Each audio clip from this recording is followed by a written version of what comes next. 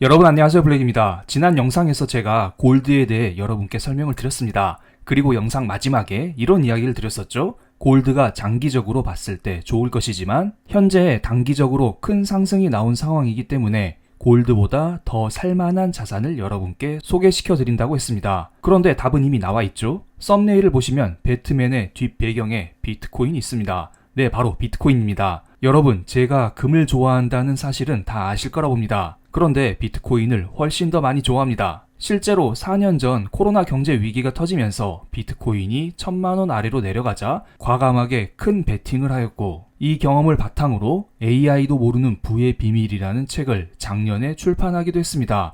그런데 이 책이 나올 때만 해도 비트코인이 얼마 하지 않았었는데요. 지금은 이미 많이 올라버린 상황입니다. 그래서 많은 사람들은 이런 생각을 할 수도 있습니다. 금도 이미 많이 오른 상황이라 당장 사기에는 어렵듯 비트코인도 이미 많이 올랐기 때문에 당장 사기에는 어렵지 않을까? 개인적으로 금과 비트코인이 장기적으로 보면 더 많이 올라갈 여지는 있을 거라 보고요. 그리고 비트코인은 단기적인 호재가 있기 때문에 지금 타이밍에서 한번 잡아갈만 하다고 봅니다. 무슨 단기 호재인지 간단히 살펴보겠습니다. 비트코인에는 반감기라는 게 있습니다. 채굴자들이 비트코인을 채굴할 때마다 채굴되는 코인의 수량이 반으로 줄어드는 시기죠. 반감기는 4년에 한 번씩 있고요. 반감기를 겪게 되면 코인의 공급량 증가 속도가 절반으로 줄어들기 때문에 시장에서는 이를 호재로 인식하고 반감기 이후에 비트코인이 급등하는 경향이 있습니다. 실제로 4년 전 반감기 때를 살펴보겠습니다. 이때 비트코인 반감기 이후 큰 폭의 상승이 나왔습니다. 반감기 이후 7배 가까이 큰 폭의 상승이 나왔었죠. 그런데 마냥 상승만 있었던 건 아닙니다. 반감기 직후 비트코인의 가격은 3개월 정도 횡보하는 시간을 가졌는데요. 그래서 많은 사람들이 이때 이런 이야기를 많이 했습니다. 반감기 호재라며 블랙 어떻게 된 거야? 오르지도 않고 제자리 걸음만 하잖아. 비트코인 사기 아니야? 이러한 말들이 많았었죠. 하지만 모든 자산이든 공짜로 수익을 낼 수가 없습니다. 어느 정도 인내의 시간을 겪은 이후에 인내를 참아낸 자만이 열매를 따먹을 자격을 가진 것입니다. 과거 경험에 기반하여 현재 비트코인의 일봉 차트를 보겠습니다. 현재는 4년 전과는 약간은 다른 모습입니다. 아직 반감기가 도래하지 않았음에도 불구하고 벌써부터 코인은 한 달 정도 횡보를 하고 있습니다. 그렇다면 과거의 공식이 깨진 것일까요? 과거에는 반감기 이후에 3개월간 횡보를 했었는데 지금은 반감기가 오지 않았음에도 불구하고 미리미리 횡보를 하고 있는 것이죠. 제가 최근에 비트코인 관련 영상에서 올려드렸듯 지금은 비트코인 현물 ETF 출시로 인하여 흐름이 약간은 당겨진 느낌입니다. 그렇기 때문에 과거 사이클 그대로 비트코인이 움직이지 않고 조금 더 시계가 빠르게 움직일 가능성을 열어두면서 매매하는 게 나아 보입니다. 비트코인 현물 ETF라는 게 4년 전에는 없었던 이벤트입니다. 이로 인하여 기관과 개인의 수급이 과도하게 들어오면서 가격이 미리 과도하게 오른 게 아닌가 하는 생각이 듭니다. 그렇기 때문에 반감기 이후에 나왔어야 할 횡보의 기간이 미리 당겨져서 3월 달에 횡보의 기간이 나온 게 아닌가 이런 생각을 하고 있습니다. 그리고 어떤 자산이든 자산 운용사들은 신규 투자 상품에 대해 약 3개월간 시즈닝 기간을 거칩니다. 일종의 상품이 안정적인지 활발하게 거래되는지 확인하는 기간이죠. 기관들의 시즈닝 기간이 끝나면 비트코인은 지금보다 더 높은 곳을 바라보게 되지 않을까요? 요즘 새로운 게 뭐가 있을까요? 만약에 어떤 자동차 회사에서 새로운 전기차를 출시했다고 생각을 해보겠습니다. 그런데 여러분은 이런 생각을 할 수도 있습니다. 이 전기차 좋아 보이지만 안정적인지 잘 굴러가는지 이것을 확인하고 싶을 것입니다. 사람들이 잘 타는지 이것을 3개월만 내가 지켜보고 그 다음에 내가 이 전기차를 구매할게.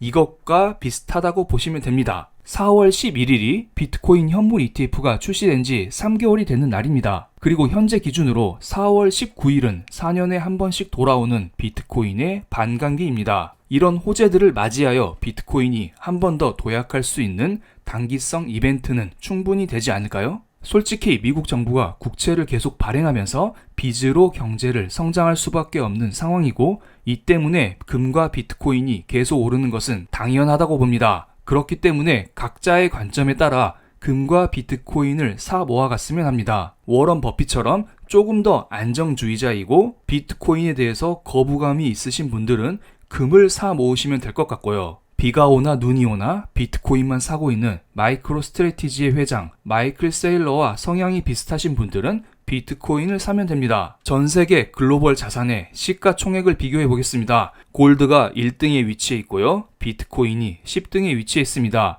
골드가 비트코인의 14배 정도의 시가총액을 지니고 있죠.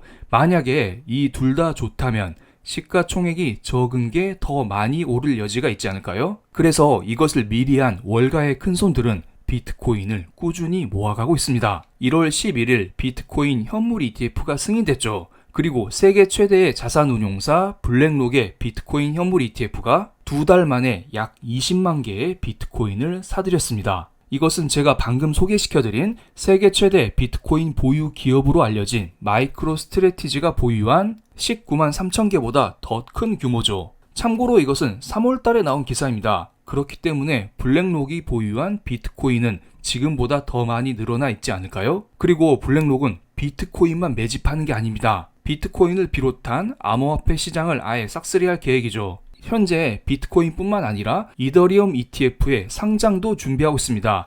SEC의 결정이 남은 상황인데요.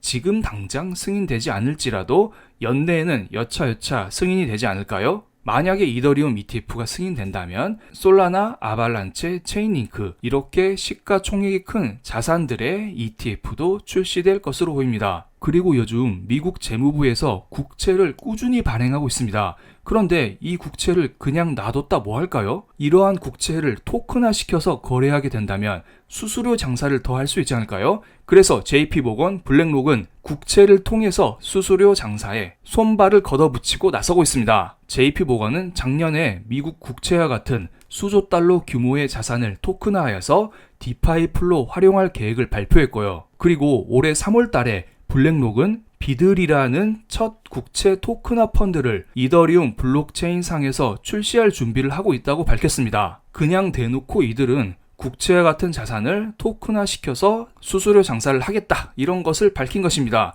그리고 국채뿐만 아닙니다. 현재 시가총액이 큰 부동산 같은 자산도 토큰화 시킬 계획이라고 합니다. 이렇게 월가의 세력들이 하나 둘씩 암호화폐 시장을 점령하고 있습니다. 그럼 우리는 이렇게 가만히 보고 있어야 될까요? 지금 제 영상을 보고 계시는 많은 분들이 부동산과 주식의 저점을 놓치신 분들이 많이 계실 거라고 봅니다. 그런데 비트코인도 저점을 놓쳤다고 그냥 이대로 포기하실 건가요? 제가 비트코인이 저점이라는 이야기는 드리지 못하겠습니다. 그렇지만은 상승의 중간쯤에 왔다. 이 정도는 이야기를 드릴 수 있을 것 같습니다. 물론 이대로 V자로 쭉 올라가진 않을 겁니다. 중간중간 굴곡이 있을 거라고 봅니다. 그런데 너무 걱정하지 마시기 바랍니다. 그때마다 제가 여러분께 영상을 통해서 시황을 공유 드리겠습니다. 그럼 오늘 영상 여기서 마치겠습니다. 제 영상이 마음에 드셨다면 구독, 좋아요, 알림 설정까지 부탁드리겠습니다. 감사합니다.